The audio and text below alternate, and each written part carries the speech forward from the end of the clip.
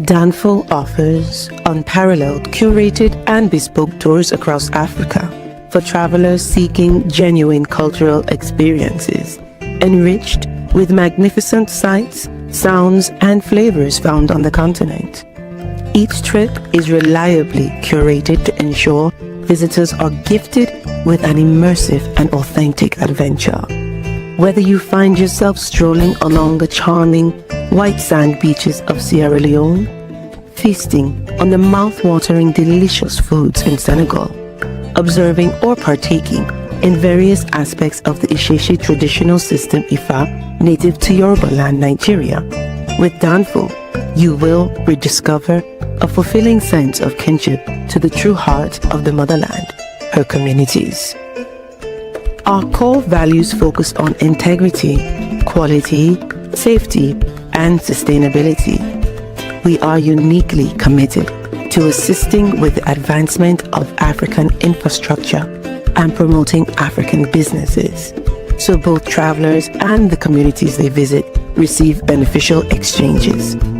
At Danfo, we understand the importance of connectivity, and we have created a model which provides bespoke experiences based on your passions or hobbies.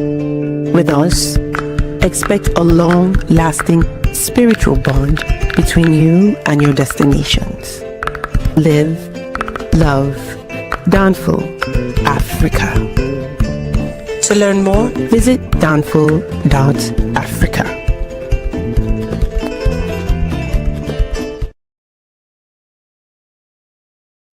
Peace, family. We are live again. Dynasty Mirror Search for Uhuru. Thank you all. Thank you so much for joining. Hit that like button again. Please hit that like button. Also, make sure you share and make sure you subscribe. I will greatly appreciate it. Hopefully, everybody had a good July 4th. Hopefully, you ate a bunch of barbecue and ribs and all that good stuff, and barbecue chicken and what else?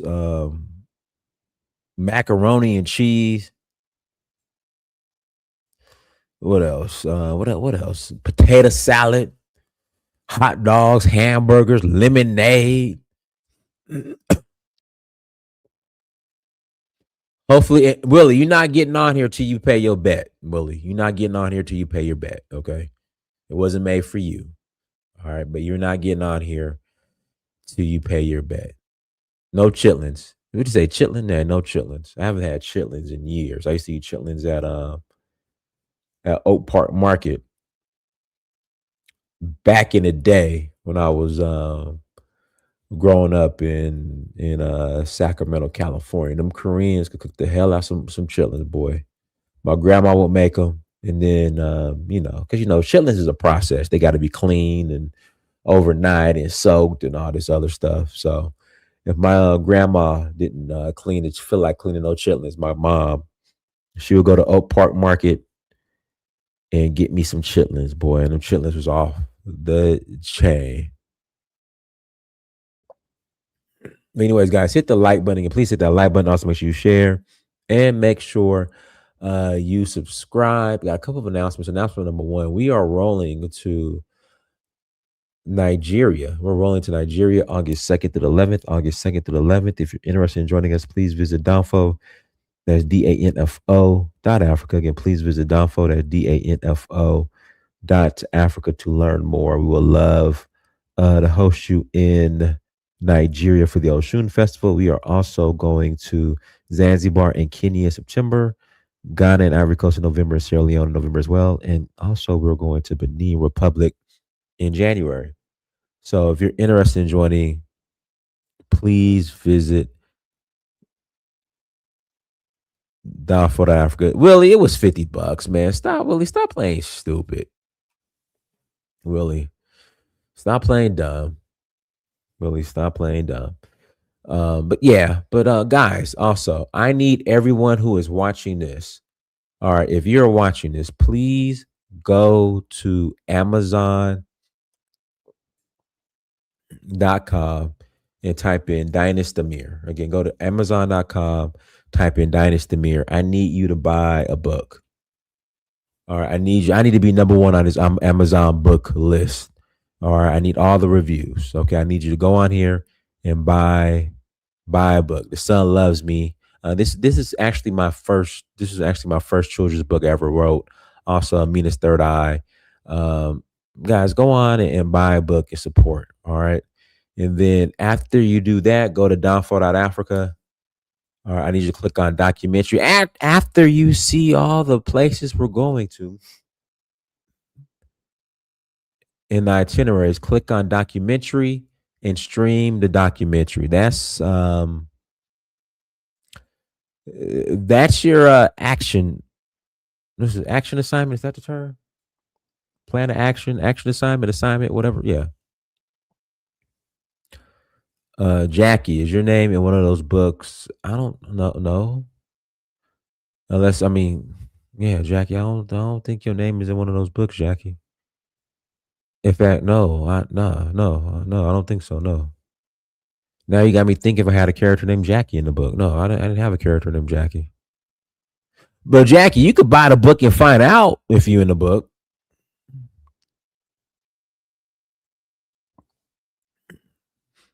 Again, you could buy a book and find out if you in the book.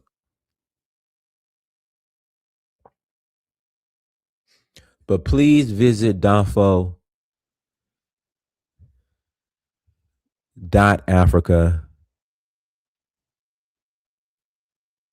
to learn more.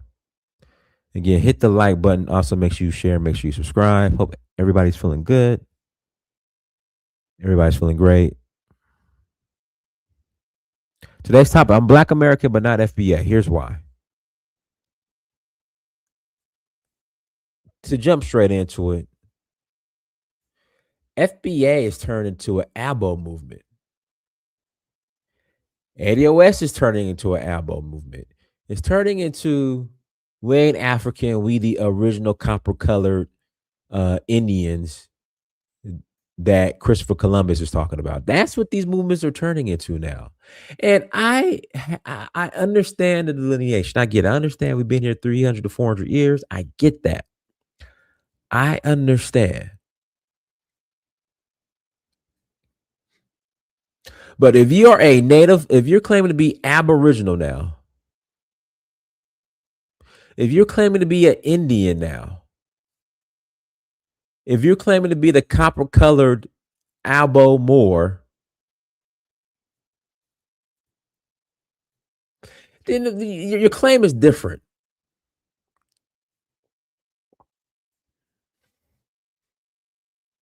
Your claim is completely different. It's a completely different claim now.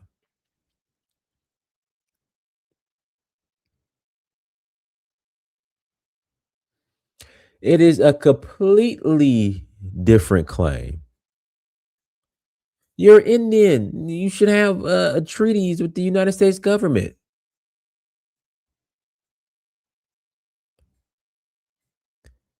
You should be on the tribal rolls. Oh, Diners, we are the original copper colored Indians. And the people who are the Indians now, those are the Indians from the Bering Strait. What did the guy tell me? They came over across the Bering Straits. And the government is conspiracy theory.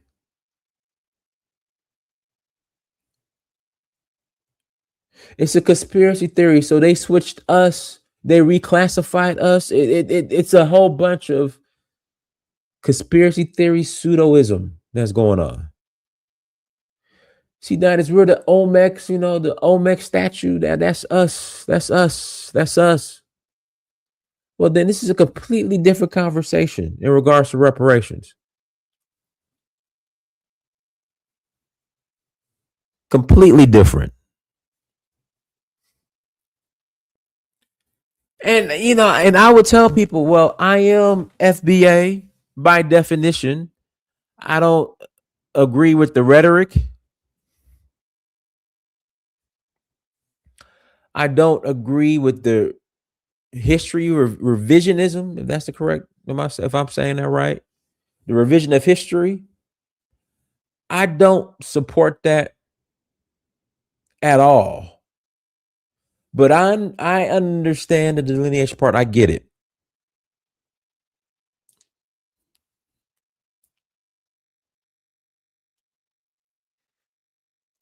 But once it shifted into this, we the Indians, it turned a full out album movement. Like, do you hate your African self that bad? Like, do you hate your African roots that bad? I mean, is it just sexier now to be an albo than it is that be having anything that didn't have anything to do um with the continent? That's where I'm starting to get confused now. But we got Grill of the diaspora with us today. Go ahead. You go ahead and unmute yourself. You there? Hello? We are not generic Africans. What is it's nuanced, Diana? What's up? I'm gonna put the link in the chat. What's nuanced?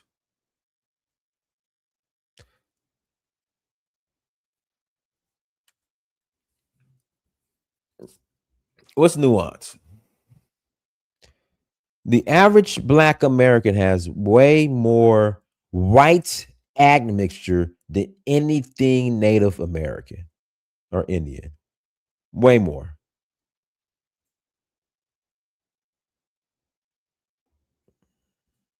Way more.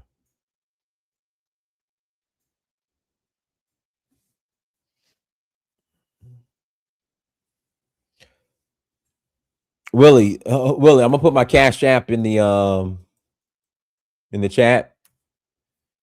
Send the $50 you owe, and you try to play stupid on, and how you reneged on your bet, and I'll you on, no problem. Go ahead, Dre. Can you hear me? Loud and clear. So I think in the chat you asked me how is it nuanced? Yeah, go ahead. The reason why I said that is that we as some people use the word the acronym FBA and some people use ADOS, is because we're not just Africans in America. We're all a mixture of many different things. Of course, is more European admixture than Native American admixture, but there is a little bit of Native American DNA there, depending on the Black American, because it varies depending on what the Black American is mixed with. The average Black American is maybe 2%. Some might be a little bit more, but the average is true. some, like, I remember when Snoop Dogg did his DNA results, and he is about 23%. That show me that. Prove it. I need to see that. Oh yeah, hold on. I think he was on the George Lopez show. Let me see. But go ahead. But yeah, I just feel like it's just more nuanced than that. Okay, when you say more nuanced, like, so you're saying because of the are you saying because of the 2% Native American? Here, you know what? Let me pull up mine. I'm gonna pull up my DNA. Hold on, let me pull up mine real quick. DNA. Hold on, let me do it like this. All right, so this is my DNA. DNA result summary. I don't understand the obsession with wanting to be an Indian. I just don't get it, or Native American. I mean, no, I'm not a part of that crowd. I don't do that. I'm more Native American than African. I don't do that. But what I do say is that we are a mixture of many different things, just besides just African. Okay, I'm going to share the link with you in the comments. Okay, I just shared it with you. All right, so here's my DNA results right here. All right. I'm 1%. Yucatan Peninsula, Indigenous Americans. I'm 1%. All right, go ahead, Pharaoh. Yes, peace. Can you hear me? Yeah. Yeah. I definitely agree with you. With you saying that we are Black American rather than FBA, because when it comes to this FBA movement, there seems to be some type of confusion going on. Because I heard Tariq explain Tariq Nasheed explained what FBA is, and he made it very clear that it has nothing to do with the ABO movement. See, but the ABOs are taking this are taking FBA and twisting it into what they want it to be. Uh, and because it has that foundational Black American on there, they try to take that and try to make it seem as if it's talking about Native American. Okay, and the problem is these are the same guys who are asking for reparations, but according to the ABOs and or the Native American pretendians, what I like to call them, is that there was no slavery because their whole movement stems from Dane Calloway, and according to Dane Calloway, there was no slavery, there was no slave ships, none of that. But these guys are saying that they want reparations, but how could you want reparations when you're admitting that there was no slavery? So it's definitely Tariq Nasheed. He's somewhat kind of like half-ass on the situation. Like he'll sit up there and say, well, FBA ain't got nothing to do with the ALBO movement, but at the same time, there are some indigenous roots, and all. He's not 100% or not solid on his stance. Yeah, so it brings that confusion when it comes to the FBA and the slavery, one or wanting reparations. Yeah, and my thing is, like I said before, you either believe in the historical records or not. Okay, and a lot of these abos, their claims have nothing to do with the historical records. Their claim is based on imagination, and they'll sit up there and say, well, there were no slave ships, there was no slavery, and I'm like, okay, if there was no ships or no slave ships, then how did the white man get over here? Are you trying to say that the white man is a Native American too? And what they don't realize is those ships were made of wood. Okay, wood and brick and stone don't last long. Okay, like even some buildings that used to exist 10, 20 years ago, they're going like as if they never existed. A lot of them are out of business. So those type of things disappear very quick. So you're not going to find any evidence of any of all these ships, because a lot of those things disappeared and got erased over time. But we know for certain that the slave trade did happen, and we know that the white man started from Christopher Columbus. He used ships to sell over here in America, and at some point in time he put slaves on those ships. Okay, there's no such thing as a slave ship. Okay, you can take any ship and put some slaves on it, and it's going to be a slave ship. Okay, any ship that's carrying some all right, slaves, 30 seconds. I gotta pass them. Can be considered a slave ship. But yeah, these guys, they're trying to be slick and make up their own false history and go against the original history. Yes, and I definitely agree that that foundational Black American, it should have nothing to do with the Native American ALBO movement. Yeah, and that's all I got to say. All right, go ahead, Africa. No, I'll let the next brother speak. I'll come after him, Dennis. Thank you. All right, go ahead, Cobb. Unmute yourself, Cobb. I was just wondering, this conversation that you guys are having, shouldn't it be based on family lineage?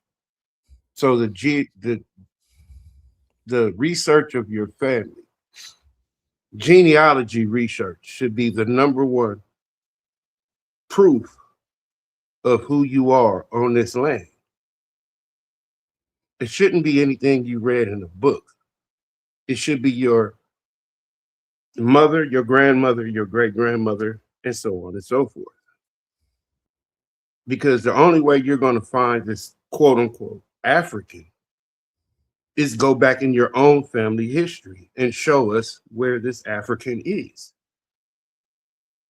Because by example, can anyone on this panel, is anyone's grandparents born anywhere else? So Kyle, hold on, Dre. Kyle, let me ask you a question. Do you identify as FBA or even ADOS? No, I'm American. Okay, so I'm you a don't. copper-colored American. Oh, he's as defined in Webster's dictionary in 1828. I can trace my grandmother's grandmother to that time, and she looks the same as me. I'm not black, I'm brown. I'm copper colored. Oh, so one of those pretendians? No, sir. The fact that I can tell you there is. I mean, you said copper colored, so I'm assuming you're a part of the Abo movement that believes that I he's didn't not. cut you off when you were talking.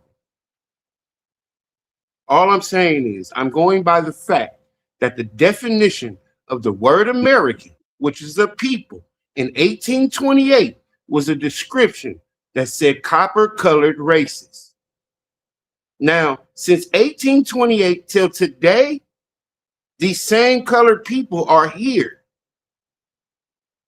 And we have grandparents, parents, great-grandparents, and great-great-grandparents that lead us back to that definition.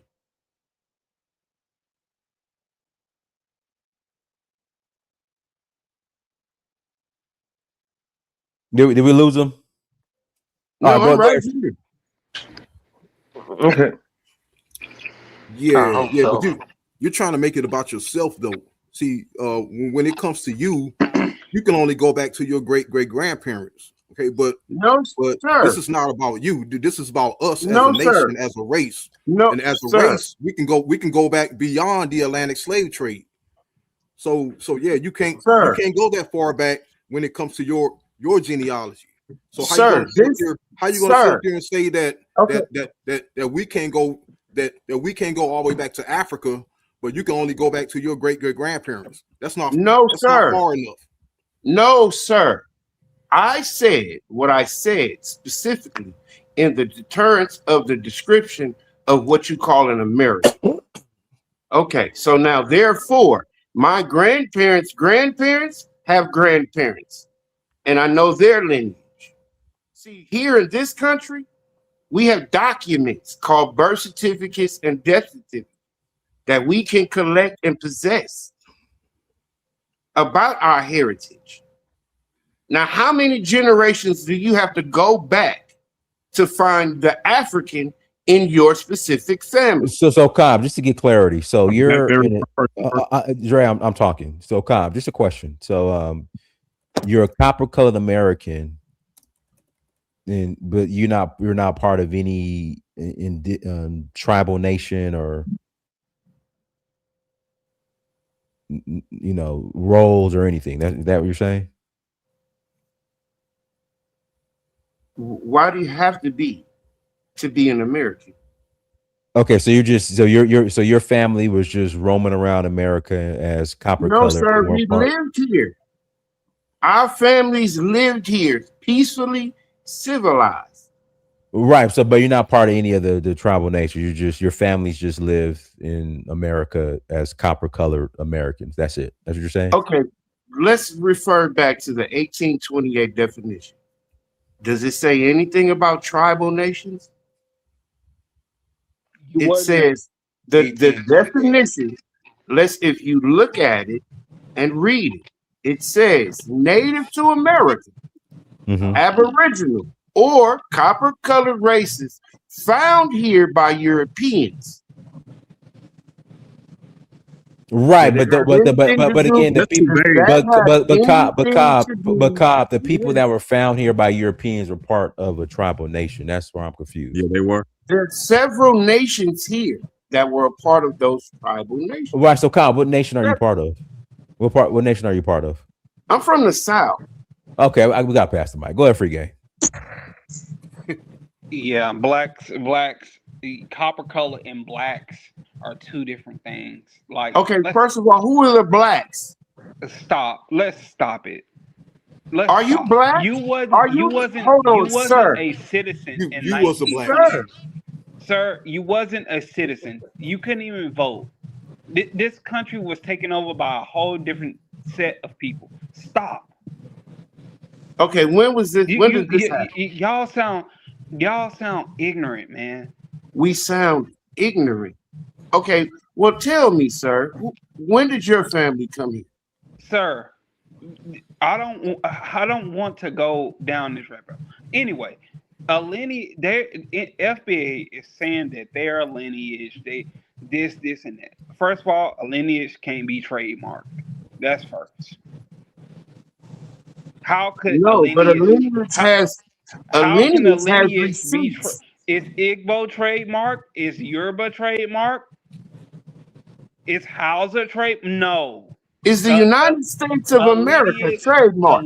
Hey, Cobb, don't interrupt him. Thank you. Go ahead. A lineage cannot be trademarked. That tells you everything you need to know as a Black American. Black Americans, African Americans are not indigenous to America. How could you be indigenous to America and a part of the same tribes as Native Americans when y'all are nothing alike? Genetically, you're not the same people. So no, why the American Indian why are these and the Native American Cobb, don't interrupt him. Why are these people claiming tribes when they're saying Native Americans come from Siberia? It just doesn't make sense. And why it's always I'm from the South. Native Americans was connected to South America, Montana, Canada. Why none of y'all grandmas is from Wyoming? And is it one grandmother that was Native American or all of your grandmothers that was Native American? Do you know Native Americans owned slaves and they mixed with your grandmother? Being mixed and being Native American is two different things. Being an American Indian and being Native American is two different things. No, it's not. No, it's not. Okay, hold on, sir. Hold on. I can prove that. Oh my In goodness. the United States That's of just using America, semantics. hold on. In the United States of America, there are two holidays. Oh my goodness. There's what you call American Indian Month, which is in the month of November. And then there's Indigenous Day, which is for Native Americans, the day before They're the Columbus same came. people. No, it's not the same people. Yes, they are Why the does same one have people. a If you look day? up the Why definition of is what one American a Indian, day and one a month? that's just how it's set up. But that does not mean that they're not a part of the No, same it's not. people. They're real They are the specific. same people. If they're the same people, they would have the same day. These people are sick, man. Free game. You got a minute. I got to pass it in. Okay, but anyway, how could you be related to people you're phenotypically nothing alike? How could you claim their tribes and not be affiliated with them genetically at all? It doesn't make sense. An American Indian and a Native American is two different people. Oh my goodness. This is pseudo intellectualism, man. Okay. That's what it is. Well, okay, You can is go an ahead, American Dice. Go Indian ahead, an Dice. American Go by ahead, Dice. nationality? Yes or no? Did you ask that question again? Is an American Indian and an American by nationality? These are Yes. all abstractions that are not rooted in anything scientific, brother. Is an American Indian an American by nationality? Yes or no? Yes, they are because they are So now American. the Yeah. Indian, so the Indian would be the culture and heritage of the American by nationality, correct? The Indian? The American Indian. If the American word is the nationality of the person, then the Indian would be the heritage and culture of this person. The So Indian now, part was made up by Christopher Columbus. He thought that they were Indians. That's why Is the Indian a heritage and culture of the American by nationality? Define Yes an or Indian. no? Define what an Indian is. The Indian, the origin That's of a the colonial term. exonym. American is the nationality of this person we call an Indian. And the Define Indian is the American. culture and heritage of the nationality we call Define American. American. Brother, you do know the word Indian comes from the word Hindu, which are the people in India today Yes, with the long short hair. Southeast, yeah, South Asia. That's not No, talking but you about you you have Americans. to have these people define these terms because they don't know the etymology or when they first started to come into the lexicon of these people. Y'all Okay, using first of an- all, y'all using anachronistic terms anyways historically. in the 1800s, did India, was that the name of the place? India? In the 1800s? Cobb. So you do Yes or no? understand how the Native Americans got the Yes. name Okay, Indian, so right? America, the United States of America, has Americans, correct? That's Yeah, their I got Yeah, we nationality. got to pass the mic. Free game. Are you done? Free game. Yeah, I didn't think so. Okay. Free game. Are you done? Free game. Let me pass the mic. Ngolo, I think he's babysitting. Go ahead, Kidola.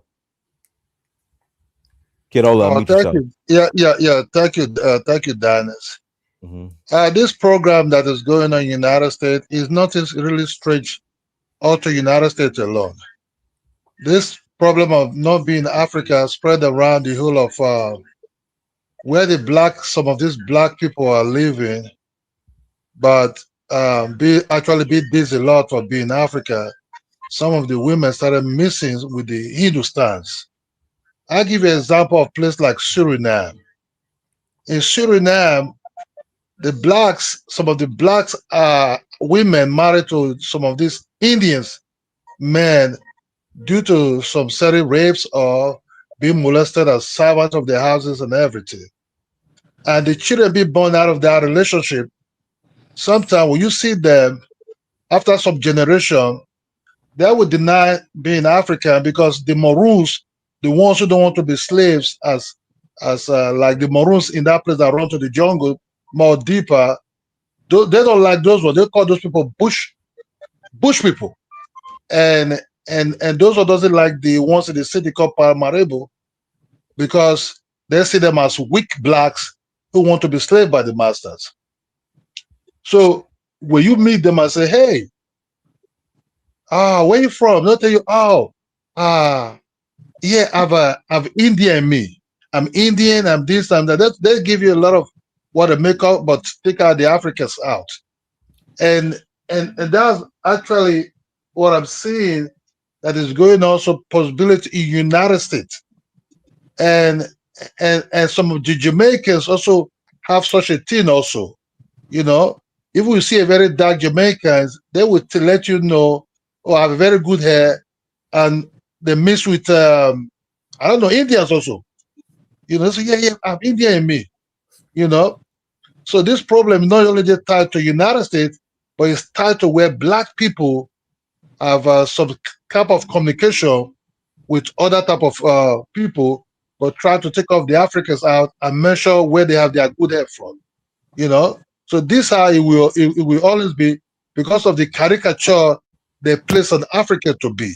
You know, and not too long, even when the so-called musician from Jamaica started singing like Africa Unite, these are just recent something. Even Peter Touch, even Peter Touch that said, "Oh, if you're a black man, you're from Africa." They try to promote that because they were fighting against it, and you can still see up to today, in Jamaica, we're kind of like funny type of hair or a little bit quality type of hair. We let you understand that he's not a typically African man. You know, he's mixed with the native and everything. Compared to people that look like Usain Bolt, or people that look like very very dark one. That's the colors that is playing there. You know, so I'm not too surprised that in United States, I can understand that the word Africa is, but come from the white, was actually be perpetuated and be seen as mediocre, as caricatures, as Tarzan, and even the French tried to draw an African man with a tail. so that they can demonize the Africans, so they can slave them. Not too long ago, they were even placing Africans in some of people's zoo in the Bronx. They were doing it also in Belgium, and all those things. So when you start seeing all those things, people will not want to associate themselves, even with the 80% African. They will let you understand that they're Creek or they're Blackfoot and all kind of something. But actually, when they start getting older, they start having what we call the African disease that will pump up later in their system, and the doctor start telling them, I think you need to eat a lot of greens, and you need to tell your African cousin if they can look for bitter cola for you to eat for your IVP. That's when they start realizing, oh, you mean what? I'm African? Oh yes, sir, you're African. You need to start taking the medicine some of your cousins are taking. Don't worry, you can deny as you want, bro. But time will tell. By the time you become 60 to 65, the doctor started recommending some kind of herbs for your digestive, for your bone pain, and for your high VP. Time will tell. That's what I want to say. That All right, Grill of the Diaspora, go ahead.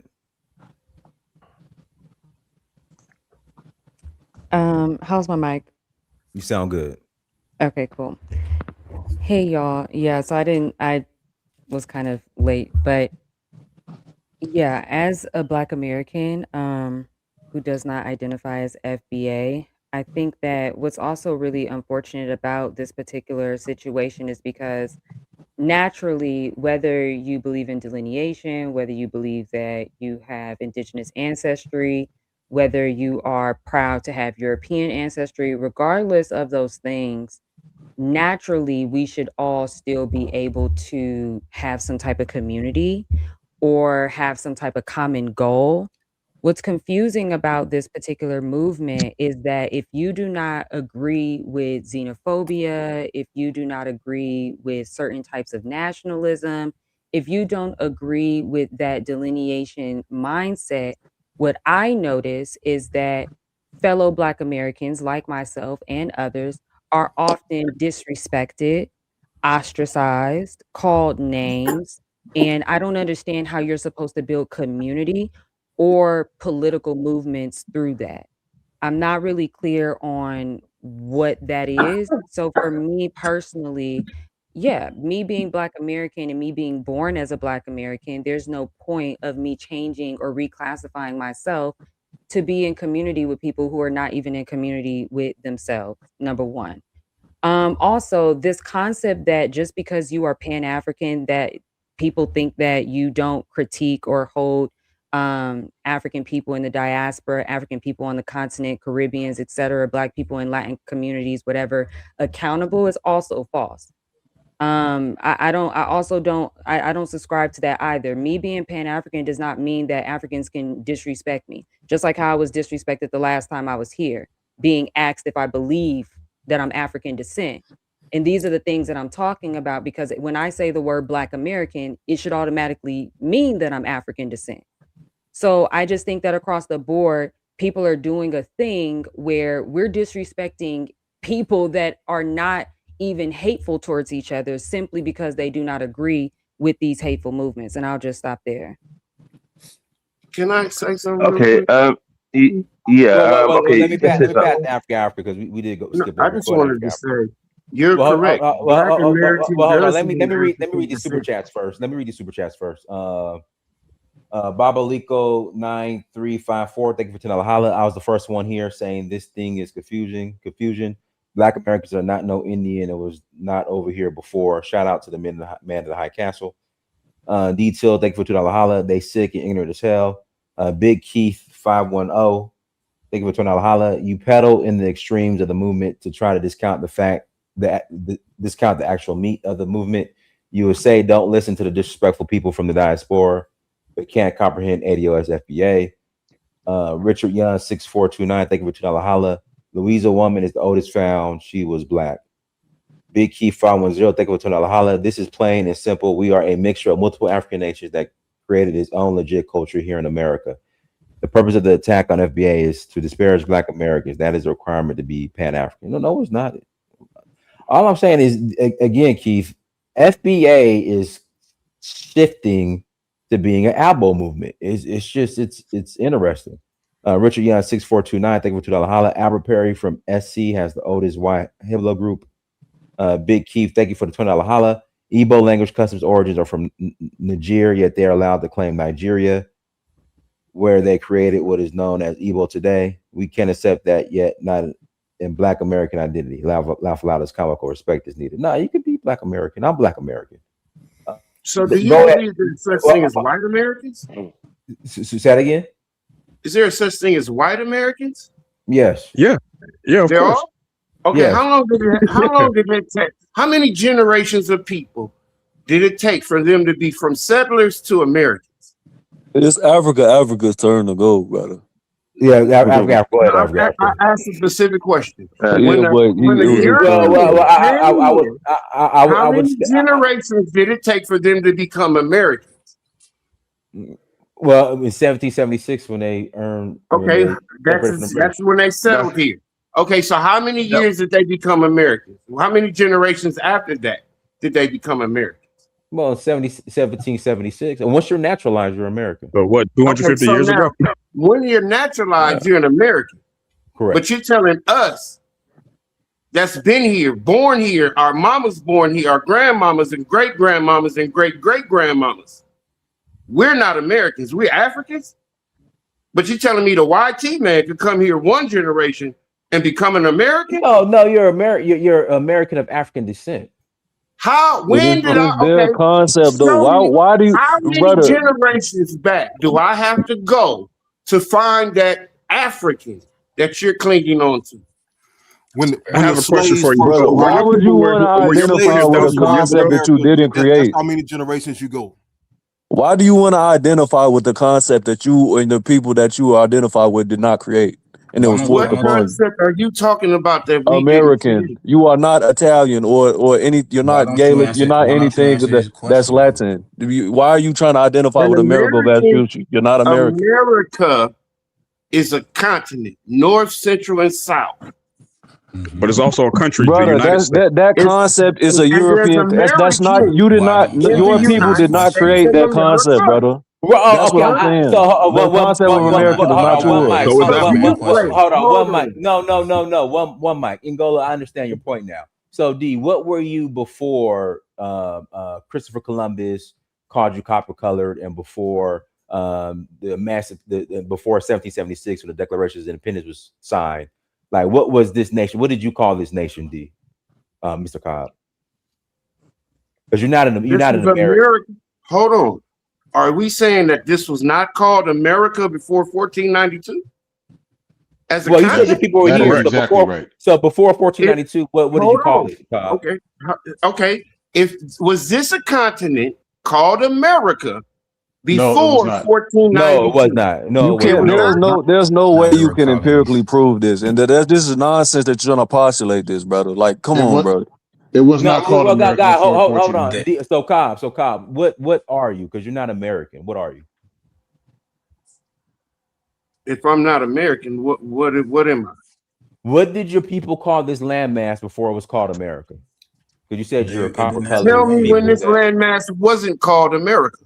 Before America, they named that the America. Before America. Yeah, before they landed. You cannot prove that. Oh Lord, go ahead, Africa. No, you have an assumption, but you cannot. That's not. Bro, it's not an assumption. How would they name it if they haven't just facts? That's historical fact, brother. It was called America. It's historical fact. They named it after Americo Vespucci. So what did your people call it? Sir, that was in the 1500s when they made that accusation. So that was long before. Excuse me. So before okay, so Cobb. So hold on. So Cobb, before that, what was America called in your language? It's probably gonna make it up. Cobb, what was it called in your language? Nah, brother. Ask him. Go. I'm asking a question. What was America called in your language, Cobb? As far as we all know, America's been America, and it's the American English language. before English. Oh I my know Before where the you're God, going. European We bro. gotta This arrival. is pass the mic. this is crazy, bro. We Y'all we need to gotta get pass on the the mic. real Go ahead, talk. Okay, Africa. okay, Go, you go. guys Yeah, are I being mean, I'm passing the mic now. sarcastic. I'm passing the mic. That's Go to Africa. crazy, bro. yeah. I mean, thank you very much, guys. I mean, it's quite interesting. I am partially with the sister that spoke earlier. We should not lower ourselves to this identity politics, and also we shouldn't um, be forced to agree to certain concept, to be accepted. I'm the one that always said, African Americans or Black Americans of African descent should have they would form their own ethnicity. Where I partially agree with the man that was speaking earlier. I mean, if you've been in the area for since the 17th century, you are part of that area. Because culturally, it's going to change. Genetically, you might change because you probably have times, different type of admixture. But that still doesn't change who you are as a person. We know for a fact that the people of African descent are, that went to the Americas, from West Africa and West Central Africa. These are majority Niger Congo people. And genetically, linguistically, I would say mainly linguistically, they are Niger Congo people, okay? And that doesn't change the fact. Yeah, it will never change it. It depends on the amount of admixture that you have, today since then, how many other admixture that you add into your family lineage, that's another debatable, but that's probably going to go into individual basis. But culturally, yes, I think the African Americans or Africans, Black Americans of African descent have, a different culture. They have a very unique and strong and a very powerful culture, quite resilient people. And also, we Why is our have culture different than yours then? why is it different to because of the it's different continents. You have lived in America with other group of people because cultural sometimes you learn from different other groups and you have a different exchange of culture. So And do you also, I mean, realize that we were okay, segregated? Bro, don't okay, take him off his point, uh, bro. Let him finish. yeah. So you exchange cultures. And also, yes, I mean, We ain't to be exchange honest, nothing. We were segregated until 1970. Can you please stop interrupting this man? But you look, playing. You don't know our history. Talking Can you about we please was stop in interrupting this somebody else. man? Man, come on, man. Real quick, Cobb. It's not our history. You're a copper color Indian. Like I don't. You got a separate. You got a separate history. But go ahead, Africa. No, yeah. nigga, your mama So was here like my mama.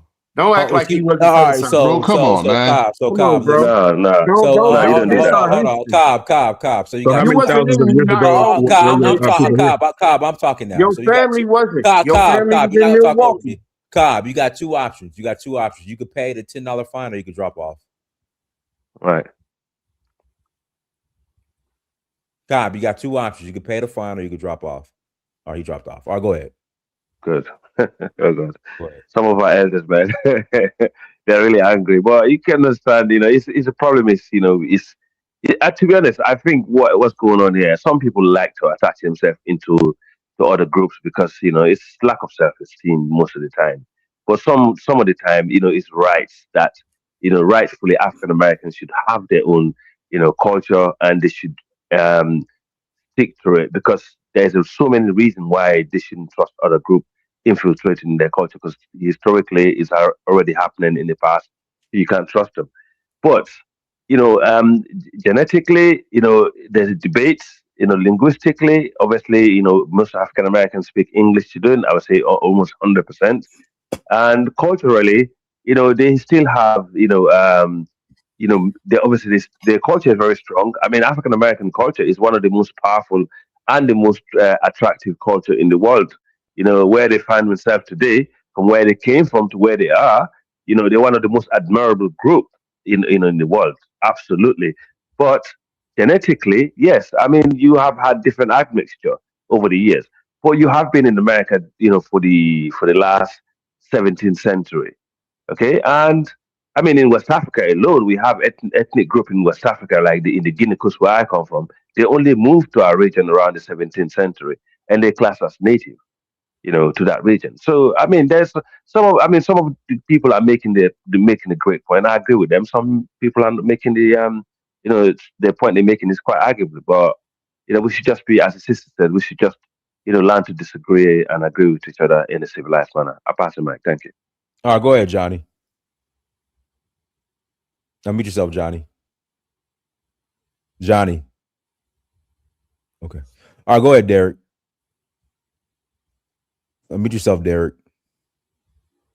Derek. All right.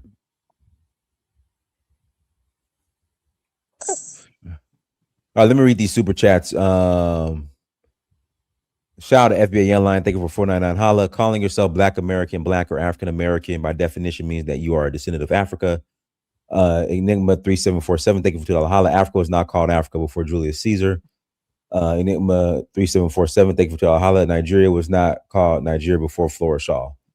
All right, Grill the Diaspora, go ahead.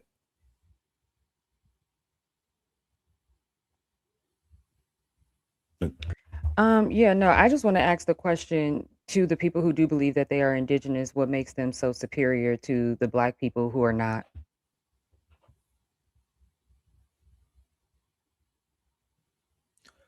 Well, I don't think it's a matter of superiority. I think it's just, well, actually it is. I think the reason why they identify more and closer to being indigenous or Native Americans than African is because the way white people have romanticized Native Americans and Indians versus anything coming from sub-Saharan Africa. That's my theory. And that's the same thing for, they want to be from Israel, Hebrews, the original Black Romans, the original Black Greeks, Egypt, even though, Egypt definitely had a Black African presence, but they completely skip over so-called sub-Saharan Africa, right, in West Africa, because white people did not romanticize West Africa, Central South Africa, and they come to America because white people romanticized America. So then we the original Americans now. So that's my theory. So white she people, thinks white people find value in it. We attach ourselves to it. White people don't find value in it. We don't want it. So she thinks that FBAs are superior or have the superiority complex. Is that what she's saying? I could have sworn I just asked a question. It's not about what she thinks. I just asked a question for people to answer. Well, I mean, I don't think that way. I'm not thinking that way. Now, as far as like the FBA people, I do think that they have that main character syndrome because they want to be the center point of every conversation, which I do agree with some of the Pan-Africanists on, even though I'm not a Pan-Africanist by, definition or by, affiliation. However, I do think that they do make points in terms of lineage. We do need to be specific because Africans over there in Africa are specific about who they are. They don't define themselves through a continent. They define themselves through tribes and maybe through countries.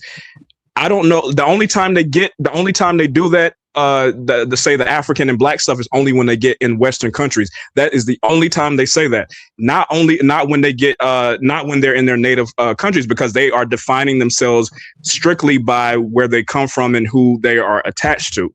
I don't know why people think that, all Africans think the same way and all Africans have the same culture. They don't have the same cultures. They don't have the same tribes and they don't have the same anything. They are very diverse people. That's true. I agree with that. That's true. I mean, no one would dispute that. But however, there's one thing we have in common in West Africa. We are a majority of what they call Niger Congo people, Niger Congo lineage. Our Halpro group, from our father's side said it all. So, and when you trace your lineage yourself, the African Americans and the Caribbeans and those in the South America and Brazil, is the same thing that comes up. So there's no difference to what you see in West Central Africa today, as Dennis was saying. The culture is extremely similar. Like when you can bring down 50 quote unquote ethnic groups, the core tenets of most of the cultures are going to be extremely similar in any way that you look at it. Like even if these terms linguistically, like if you look at, like I said before, like the Jula people, the Bamana people, the Mandinka, these if 100 years from now, if they stay isolated, they'll be quote unquote another ethnic group, but they're not. They're really the same people. The languages are 95% mutually intelligible. Like it's not really these differences that y'all be seeing from the surface. Once you dig and really look into it, our cultures are extremely similar, bro. Absolutely, So why do absolutely. they differentiate themselves from themselves? Like why do they distinguish themselves though? It's the same way we It's do it over geography. here. It's Like geography. you might, Geography is yeah, the and reason why. geography sometimes, yeah. Like it just depends on the aspect. But when you look at it, bro, on deeper than the surface, like I said, majority are extremely, extremely similar. Like there's more It's very similarities similar. than there are differences. Yeah.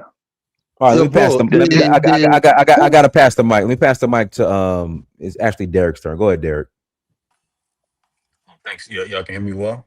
We hear you loud and clear. So I was intriguing conversation. I consider myself, FBA. And that's just solely, as just to say, hey, we get it. We were classified as, I guess you can say, African American at some point. But more and more, there has been more integration or immigration of Africans, so that term can become confusing. So we changed that from Black American or foundational Black American, right? So my whole thing is, it seems like there's a lot of, I guess, animosity from that term. Like people just get so offended by foundational Black American saying, "Hey, I'm foundational Black American." Like, what's so offensive about that?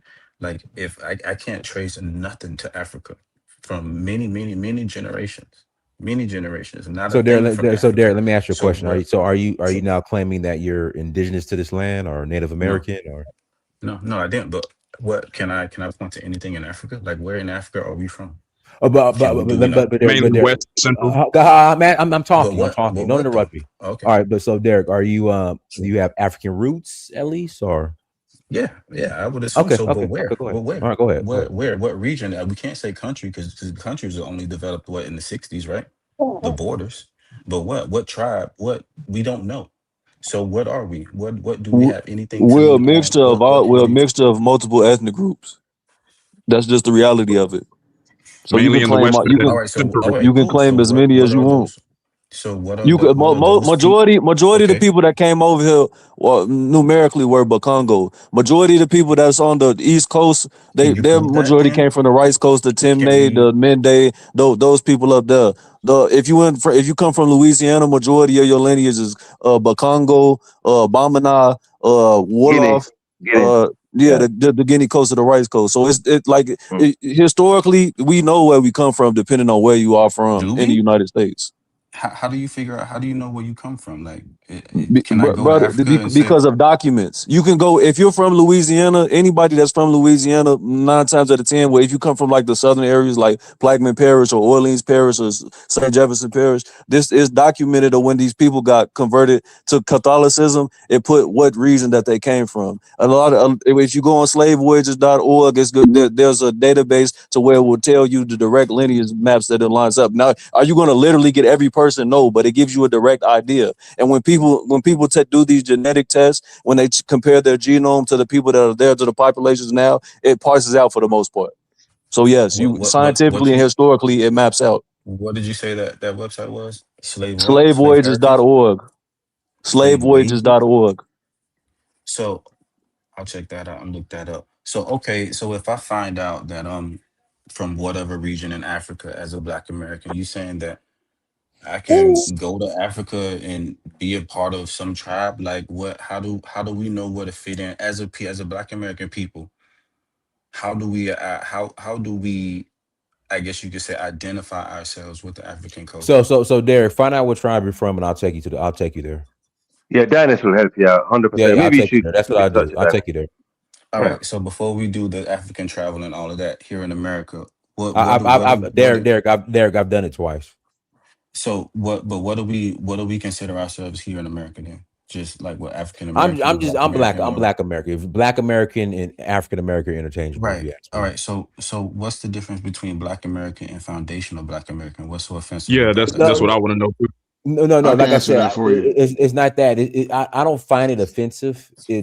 I understand the idea. It's just it's turning into an Yeah. What's Afro the movement. but that what do you mean you understand the idea? It's no idea. It's just saying I am Black American and with foundational No. in front of I it. There's agree, but nothing different. but it's turning into an abo movement. That's what I'm saying. What Like is it's that? What is the slowly turning. Abo movement? If you can help me out, I don't This understand what that means. we the original, we really Indian, no connection to Africa. Ah, That's why I asked you if you believe that you have African roots, and you said, yeah. So, Oh, okay, well, that's good. yeah, no, I understand that. You can go down that rabbit hole, but I'm just saying here, like I'm here in New York, right? And what you When you when say you go read down that about rabbit hole, when you say go down the rabbit hole, what do you mean? about being like Native American or whatever I like mean, that, you know, do you believe you're of African roots or Native American? African roots. Okay, gotcha. Okay, well, cool. Yeah. But you know, we're on the same page. I'm just trying to figure out. Okay, so here in America, you have all these different groups, countries that come here proudly say who they are, where they're from, this, that, and the third. But when a Black American says, "Oh, well, no, I am just foundational Black American," it's offensive. No, I get his Like point, I though. In all you could fairness, tell somebody. You could tell yeah, I get your somebody point. all day, I'm Dominican, I'm Puerto Rican, I'm no black, I'm this, that, and the Mm. third. I'm saying, yes, no, I am American black. I am a foundation of black. But now it's like, what? You don't want to try to belong to something else? So it's like, can we have pride for being Black American? Or do we have to try to find out where we are from Africa? We got to try to find our tribe, all these other things. Like, what are we here in the States? That's my question. No, I It think the depends on how reason you why think, they're upset. though. I can't hear Like, nothing. It was just a bunch of jumbo. Somebody say it again. Yeah, no, the brother that was finished, you yeah, would speak. Oh yeah, I would say it the seems to reason me why that I feel like people have an issue with the term FBA is because of the delineation part of it and the xenophobia I think that comes with saying that you're FBA, or the perceived xenophobia that people see it as. They feel like people are dividing themselves up. I think that's the reason why people have How such is that outrage though? by it. That's crazy because I remember I often said this back in the days. Like I'm one like I was born and raised in the South, Florida, all of that.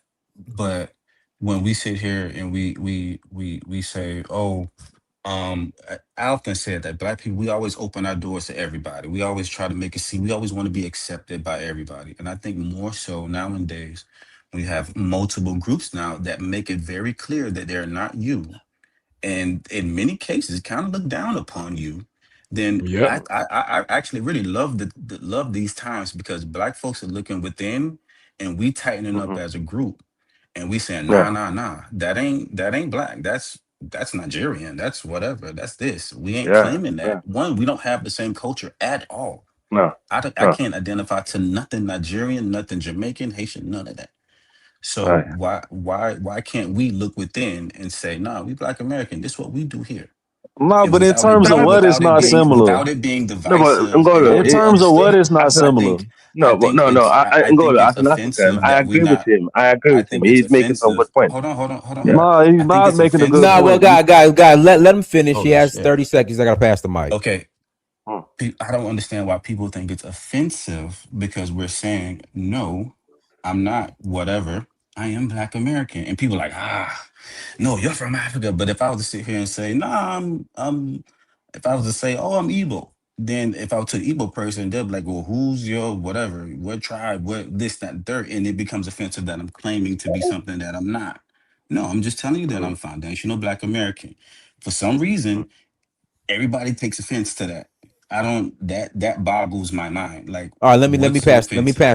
let me pass the mic. Go Thank ahead, you. Johnny. All right, appreciate it, Donis. Can you hear me? Loud and clear. All right, I'm glad I went after dude so I could explain this. I'm gonna explain and answer your question as clearly and as thoughtfully as possible, and I'm gonna try to even be respectful about it too. All right. The term FBA, right? Let me first qualify this by saying that I'm a heritage Black American with my family who's been here in the South and everything going back since who knows how long. So this is not coming from no immigrant or nothing like that. Right.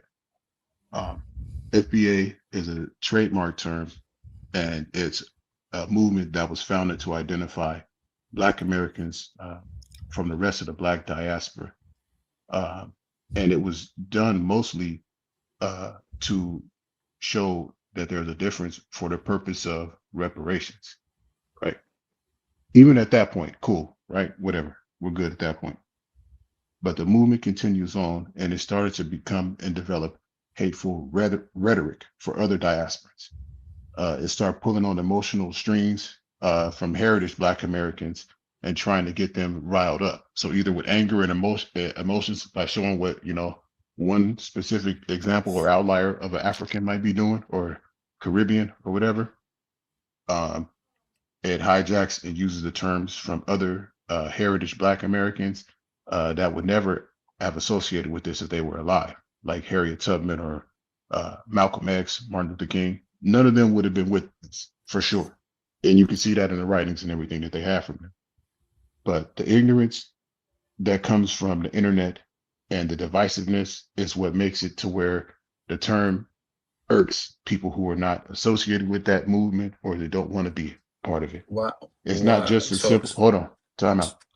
It's a simple thing of just trying to stop the honest discussions and having real feedback. It becomes a place where people are punching down, using facts and things that have historically been used to keep to motivate Black people around the world, not just in America, but everywhere in the diaspora, about unity, these messages. And now people are trying to hijack those same people and the same causes and using it to tear down other Black people around the world, right? We have names, right? We go by either Black Americans or African Americans. If you tell somebody that, or if you identify yourself as that, people will know instinctively what you're referring to.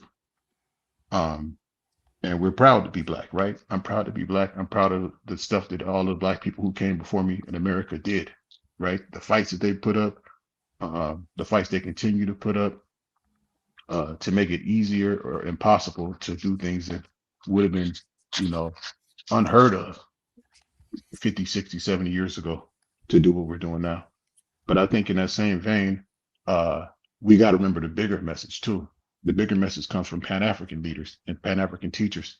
And with the latest wave that we have, it's crazy that this is the kind of assault that we see on our Pan-Africanist movement. Lucky to me, it's so blatant that it's easily defeated. And I think that it's already built in, like the virus is built into FBA, so it won't survive just because of the hateful rhetoric. People don't want to associate with it publicly.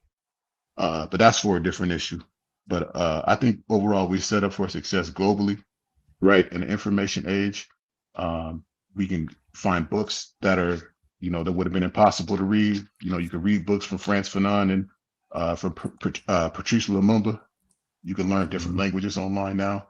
There's so many things that could have made a success, 60 years ago, 80 years ago, that now we have access to immediately. Travel is easy to do anywhere in the world, pretty much. Dynas is leading the charge on that. And, I just think that with everything that's going good, why do we have to sit with such a weak counter movement to all of the progress and stuff that we're making? If you wanted to call yourself ADOS, whatever, or just use a term that's already out here, it wouldn't lead to that type of response. If you told somebody you were Black, you was kind of using them interchangeably earlier, but if you just said, hey, I'm Black, it's all the same or thing. I'm African American, you wouldn't have had no type of pushback from people. But when you throw in this other word, people think about the rhetoric and stuff. There's a literal, listen to what I'm saying, bro. There's literally a negative derogatory word that comes from this that they're using to call other people that are Black too, that they invent. That's divisive, bro, all the way around. So what you mean, the with word all that tethers? stuff going, All right, so drop with all that, hold on, I'm almost then. done. Hold on. So that's basically what I want to lay out. And I want to say,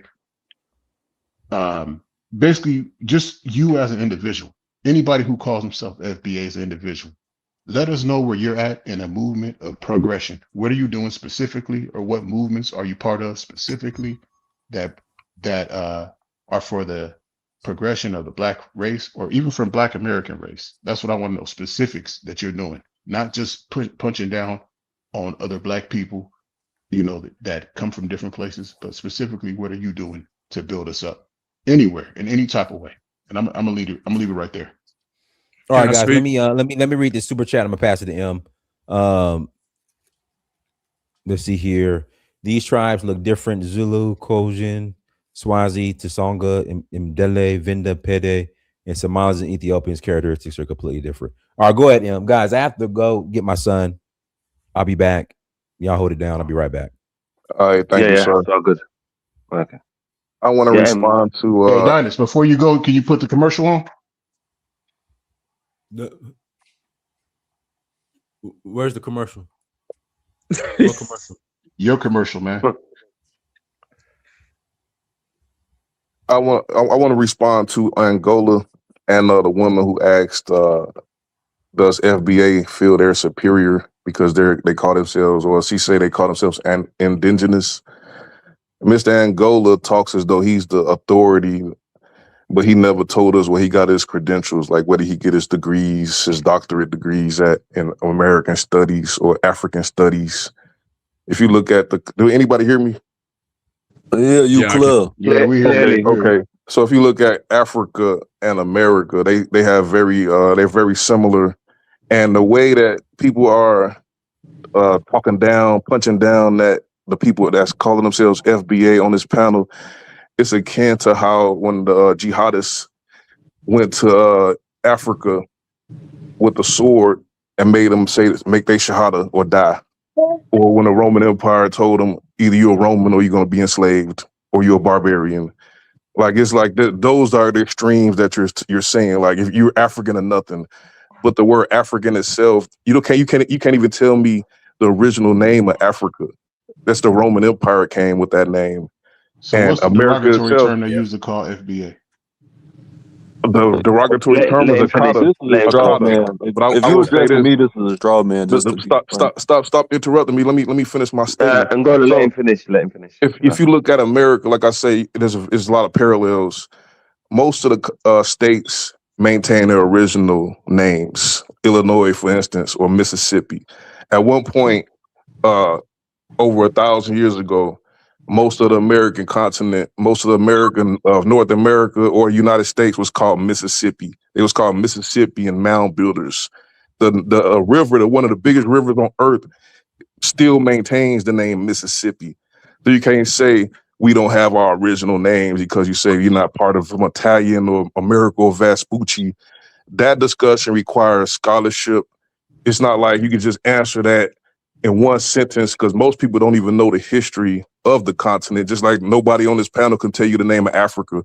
I done heard it was called Mauritania. I done heard it was called Akibalan.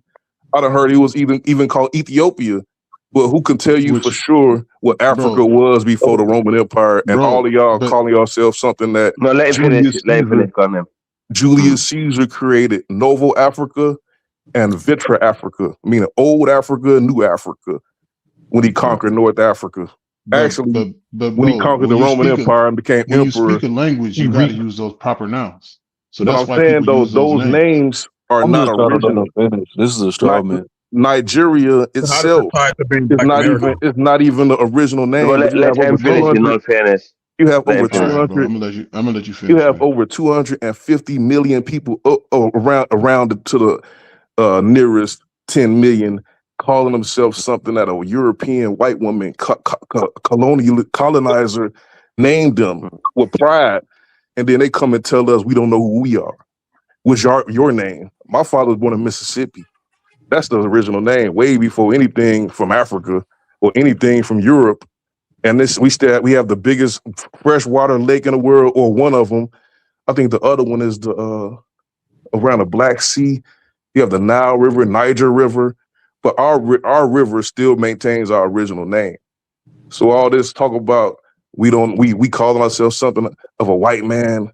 Even in Florida, the Miami tribe come from Indiana. It was after the Indian Removal Act when they was driven out of Indiana. They went to Florida. Like most of these names in the United States are original names, and they still maintain those names. You can't even say that about Africa because most of those names came from the Berlin Conference. So coming talking down, punching down about us, telling us we from Africa. Let me throw this in real quick, bro. Africa is not even a real name. You say, let me throw this in real quick. I think the important distinction. I think the important distinction, bro, is that. But let me finish real quick.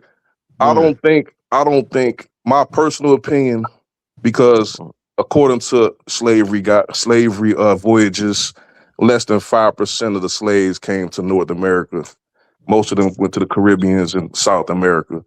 So they say it's impossible for that small percentage of people to produce this massive population in the United States.